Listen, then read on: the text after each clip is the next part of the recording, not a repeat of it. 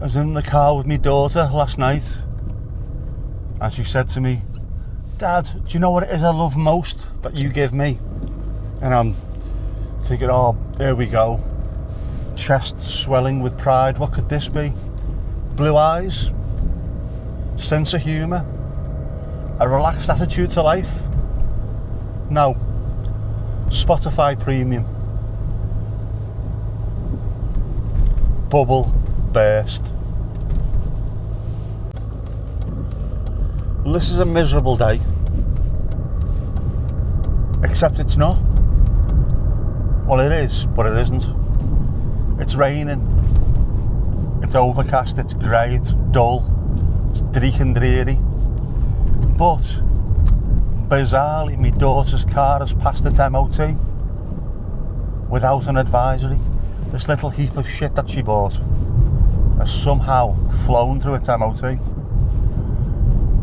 Sorted out the insurance last night, which is cheaper than she thought. So it's taxed, insured and MOT'd. All she's got to do now is pass a test. I think my dad's going to take her out in it tomorrow, so she can have a first drive in her own car. He is a driving instructor by trade, and rather than take his car, she can take hers and get it out of her system. Hopefully she'll get a cancellation before her test is due, because it's months and months down the line. But she's buzzing, buzzing. Surprised me because at 10:30 last night I was stood outside my ex-wife's house with my lunatic of a daughter, me with the torch on my phone as she was trying to stick her rear view mirror back in using Gorilla Glue, the old glue she was filing off with an emery board. Not a good sign before your MOT. It looked very Heath Robinson. For non-UK people, I don't know, what would that be? Shoddy, shonky, MacGyvered. Wasn't great anyway, but it's passed. Somehow it's stuck on. It's still hanging loosely like a loose tooth.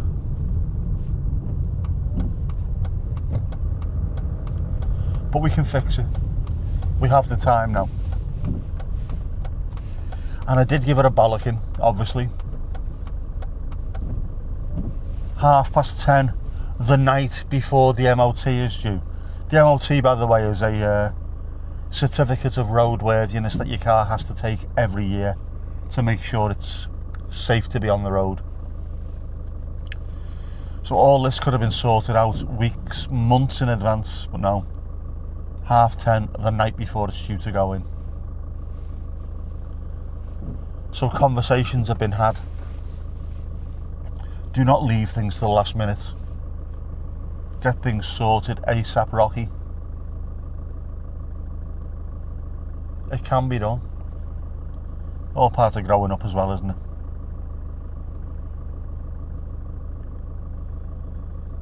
That reminds me, I did say to her, there's a thing on the MOT form which says you've got to get it done every year, but you can get it retested up to 4 weeks before the due date.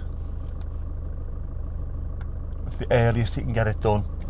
So I'm going to get her to put that particular date in her phone, and as soon as it pops up next year as a reminder, get it MOT'd, or quickly go and get done what you need to get done for it to be safe and to pass.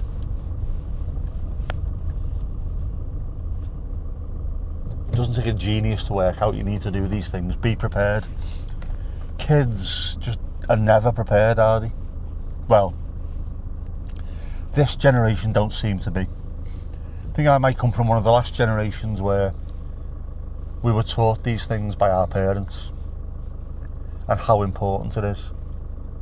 So things were written down. You didn't have reminders on your phone. You had a calendar and you looked in advance what's coming up next month, the month after. The MOT is due. I know this off the top of my head because it's important. No, kids nowadays, oh, is it overdue, is it?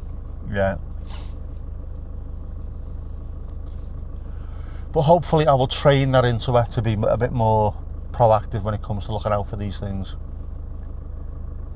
And not leaving things to the last minute. It doesn't even have to be months in advance. It can be days in advance, just not the night before. I just said to her as well, and keep on top of the servicing. It needs to be done every year or every 10,000 miles, whichever comes first. Don't leave that to the last minute. If something needs fixing on it, if you need new tyres, don't say I'll get that next week, the week after. Get them done there and then, or I'll get them done tomorrow. What you don't want to be doing is spinning out into a hedge because you forgot to change the tyres. I will do. Yes, I know, I've heard that before.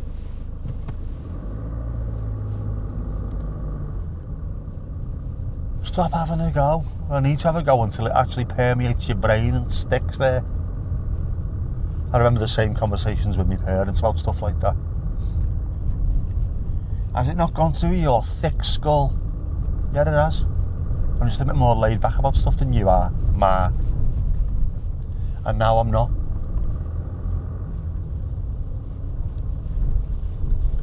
Because now I'm a parent and now I understand how bloody important it is.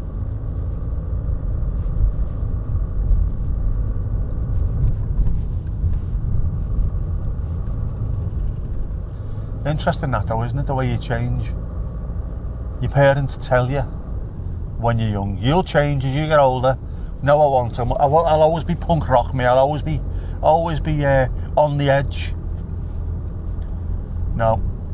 After a while, you'll be wearing slippers, wearing a flat cap, worrying about absolutely everything. You'll have a pill sorter. I have a pill sorter. She's not even looking.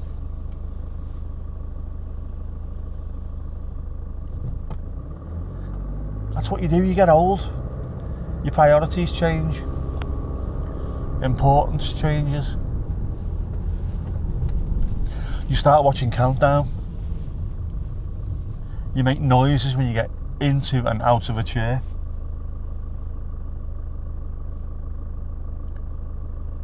You add the words, you bastard, when you sneeze. Oh, you bastard.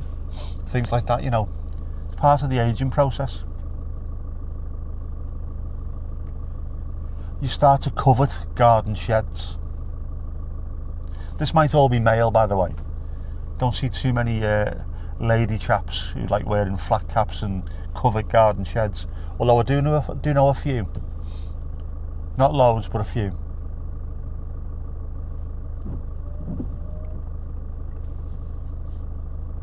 We are not all the same, are we? Good. Diversity is strength.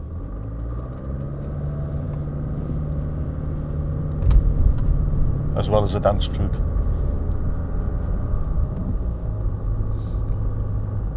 A lot of this makes no sense to anyone who's not Brit. Do you know that?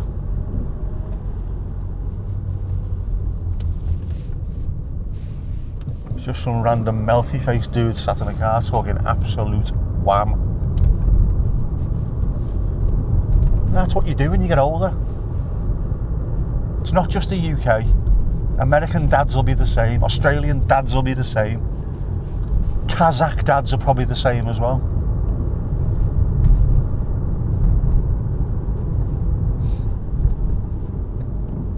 Your priorities change. Your outlook on life changes. Weirdly unimportant stuff becomes the most important things on the planet.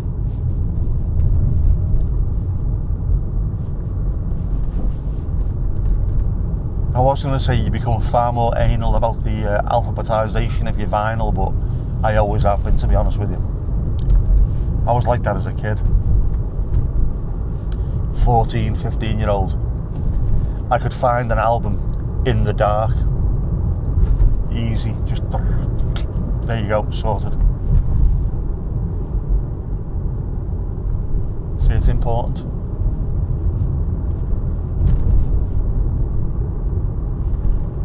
as you get older, it's normally the alphabetisation of your books or your what gardening magazines and things like that, you know.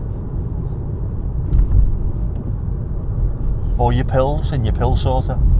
Have them left to right. Starting with aspirin, atorvastatin, and work your way along.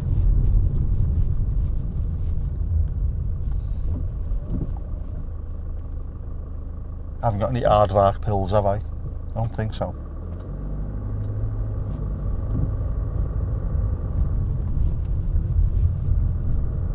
It'd be brilliant if everyone could actually get in the correct lane. Jeez, man.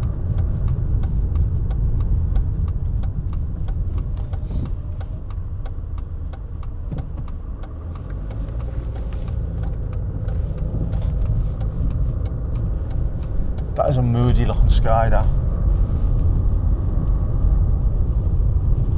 I'll show you when I get out.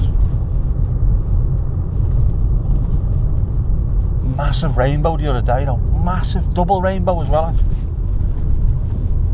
It's where we had that bit of a storm, so it was proper bouncing down, and the sun was very, very strong. Same now, actually.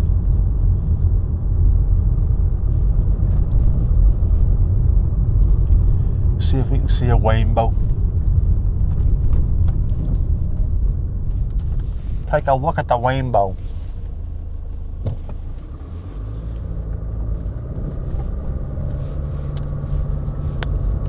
They're fairly regular in the UK, rainbows, on account of the fact that, yeah, we do get a lot of sun and also it rains permanently.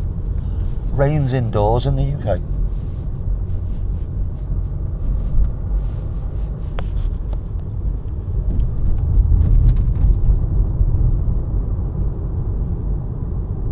It's nice, that, though. I don't mean the rain, I just mean the clouds and everything. That's a photographer's dream today. Very atmospheric cloudage. Fluffy white clouds. Angry dark grey clouds. Beautiful bright sunshine. Huge greenery. This is Britain, man. This is Britain. I like it. I love the autumn. Quite like putting my coat on. After a few weeks of really hot weather, being able to put a coat on and look like Liam Gallagher, doing the Gallagher swagger down the road. Suits me. Especially being tall, I can wear long coats and look imposing and imperious, and other things that begin with imp. Impish, maybe, I don't know. Definitely, it looks like a bit of a Turner or a Constable sky, that. Bloody beautiful, bloody beautiful. Oh. Well, Jess's day off, my lie-in, and Jess going to get her haircut. Or, no, actually, bollocks to that, isn't haircut. Going to get her extensions amended. Which means I didn't get a lie-in at all, I still had to be up early.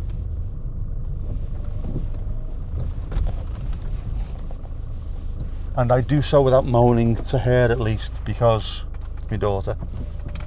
Ow. Ow. I went over on my ankle, didn't I? When I got home from the hospital. Went to 2 hospitals, and then by the time I got home, I went over on my ankle. Not bruised or anything, but it is. You can feel it, it's sprained. Just a tad. It went like that amount. And that's enough doing that. Just to cause a little bit of ligament painage.